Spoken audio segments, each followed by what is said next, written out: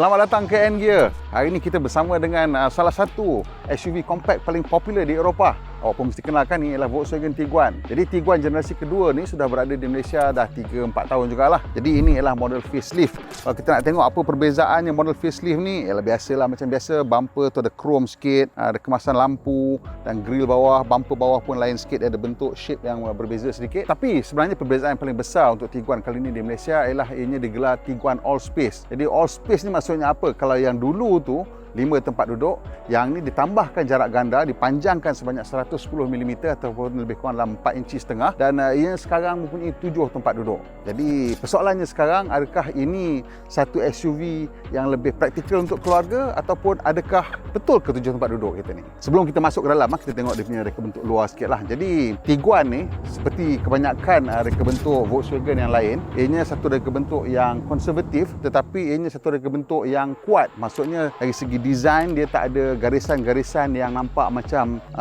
tak ketahuan. So semuanya nampak terletak saja. Jadi kereta ni memang kelihatan segak dan sasa dan ada timelessness to the design. So kita tengok kereta ni dah 5 tahun pun dia akan nampak masih lagi segak. Tapi ia tidak trendy. Itu satunya lah. Kalau awak mahukan kenderaan yang trendy, ini bukan untuk pilihan untuk anda. Tapi kalau anda mahu satu kenderaan yang evergreen, inilah pilihannya. Kita tengok daripada tepi pun, kita tengok dari bentuk dia kemas dan tidak ada terlalu menonjol. Garisan-garisan yang ada semua teratur, parallel lines banyak. Ini menunjukkan satu minda yang teratur lah. Jadi bila kita tengok kereta ni, kita memang nampak dia teratur.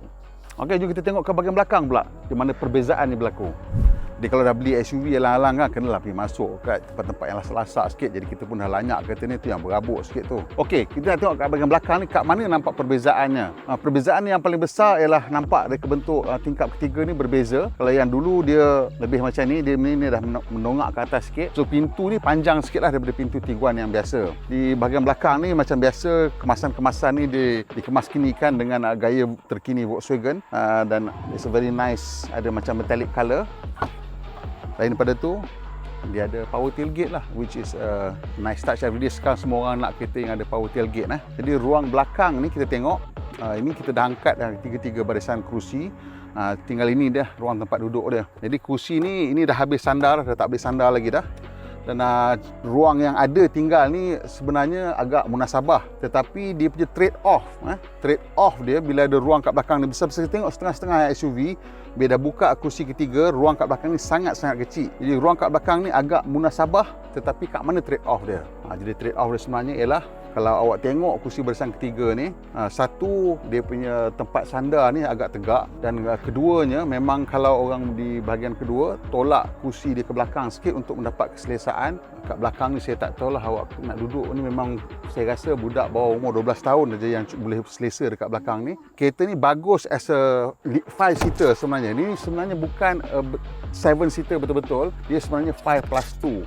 Plus 2 tu maksudnya kursi 2 kat belakang ni ialah orang panggil occasional seats lah. Jarang-jarang orang boleh nak duduk kat belakang ni, dan kalau orang nak duduk pun hanya untuk perjalanan dekat ataupun hanya mereka yang berbadan kecil ataupun hanya anak-anak yang berumur bawah 12 tahun. Dan kalau naik 7 orang sekali, tak banyak barang lah boleh letak kat belakang ni. Kalau betul-betul nak bawa barang, kena keluarkan dia punya spare tire ni dengan dia punya plastik ataupun foam surround ni, dan mungkin ada ruang sikit kat bawah. Tapi sebenarnya kereta ni lebih sesuai digunakan sebagai kereta 5 tempat duduk. Terutama sekali kalau kita nak berjalan jauh dan untuk overnight ke hujung minggu nak bawa barang banyak. Jom kita tengok dalam pula, kita memandu pula kereta ni dan tengok kabin dia macam mana.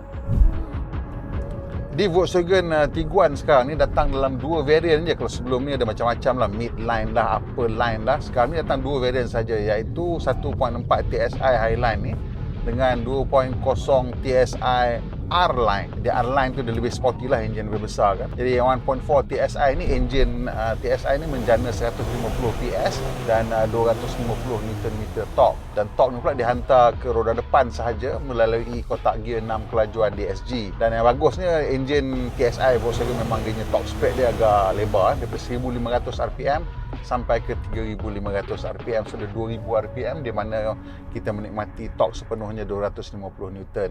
So bila kita memandu, kalau kita nak memandu secara santai, dia menjimatkan minyak, ada jalan best, kita tiba nak enjoy, kita boleh tekan dan kereta boleh pergi. Gear change dia pun lembut. Memang DSG 6 kelajuan Volkswagen has a very nice gear change. Kalik jugalah untuk layan kan. Dia punya ride quality pun agak bagus. keadaan jalan macam ni pun kita boleh tengok bahawa kereta ni dia punya kelebihan-kelebihan ialah di situ. Ride comfort, handling, dan kemudian dia punya reka bentuk kabin sebenarnya. Kalau kita tengok 5 tahun lepas, kita boleh kata cutting edge lah. Tapi sekarang dah nampak macam slightly dated lah, kan? Dah macam lama sikit lah. Material atau bahan yang digunakan tu berkualiti tinggi. Semua plastik lembut. Plastik lembut sampai ke tepi ni, tepi pintu baru ada plastik keras. Dan kita tengok dia punya instrument cluster dia memang daripada dulu lagi, dia digital cluster ni cantik. Dia punya grafik dia cantik, very crisp. Nampak very high quality, high definition punya screen.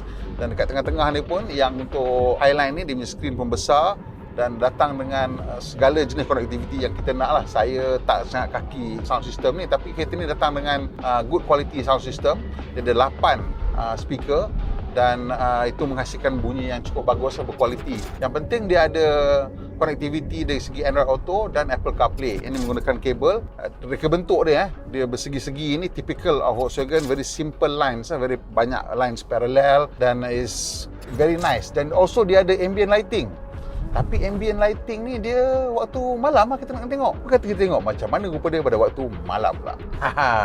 Saja je nak tengok malam ni, bukan apa. Saya sebenarnya ingat kereta ni dia punya lampu suasana dia boleh tukar-tukar colour. Sekali tengok-tengok dah malam, tak boleh tukar colour. Tapi adalah lampu suasana sikit kalau awak nampak ni dekat tepi ni kan. Kat tepi pintu ni ada line putih, kat sebelah sana ada line putih. Dan dekat ruang kaki tu ada lampu. Dan dia punya switch semua, kalau tengok semua switch ni berlampu. Ada perbezaan sikit lah kan. Dan sekarang awak pejam mata kejap, 3 saat kita akan kembali ke siang.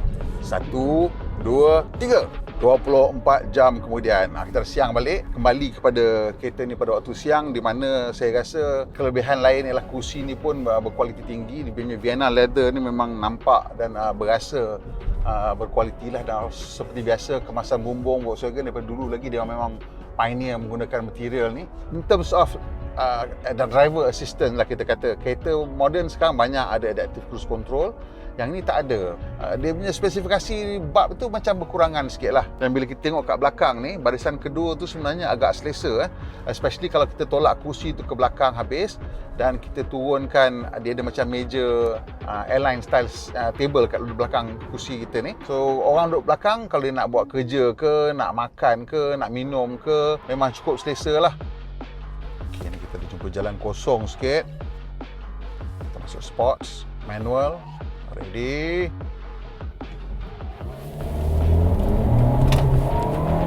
Nyala babe, dia punya traction control.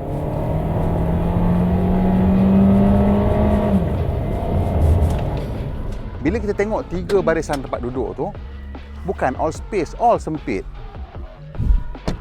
Lepas saya dah pandu kereta ni kan, saya rasa macam berbelah bagi sikit tentang kereta ni tau. Pasal saya rasa reka bentuk kereta ni dia konservatif dan evergreen. Ianya sesuai macam orang-orang jiwa macam saya lah, dah masuk 4 series, 5 series. Tetapi hakikatnya kereta ni, kalau kita tengok karakter dia bila kita memandu, kereta ni sebenarnya untuk orang muda. As a 7-seater, kereta ni memang you tak boleh kira dia sebagai 7-seater. Tapi kalau you muda dan you ada family yang mungkin baru ada 2 orang anak dan you nak kereta yang boleh give you comfort untuk keluarga, lapang untuk as a 5-seater ataupun 4-seater, dan juga on the weekend kalau kita nak bawa kereta tu pergi tempat-tempat naik bukit sikit ke, jalan kona-kona ke, nak enjoy pun boleh. Dilema dia lah, rupa dia macam rupa kereta orang berumur, tapi jiwa dia jiwa kereta orang muda. Tapi kereta ni harga dia RM162,000. So tak tahulah kompetitif ke tidak banding dengan kereta-kereta lain. Saya rasa mungkin tak begitu kompetitif kalau kita bandingkan dengan SUV lain. Tak usah ceritalah X70 dan X50 tu semua cerita harga karut yang kita tak boleh nak langsung masuk akal lah. Kalau bandingkan dengan kereta SUV Jepun ke SUV Korea pun, ini mungkin okey kompetitif dari segi harga, tapi bila banding specifications dan dia jadi tetapi hakikatnya Volkswagen Tiguan ni ialah satu produk berkualiti tinggi dan harga yang agak tinggi untuk orang berjiwa muda.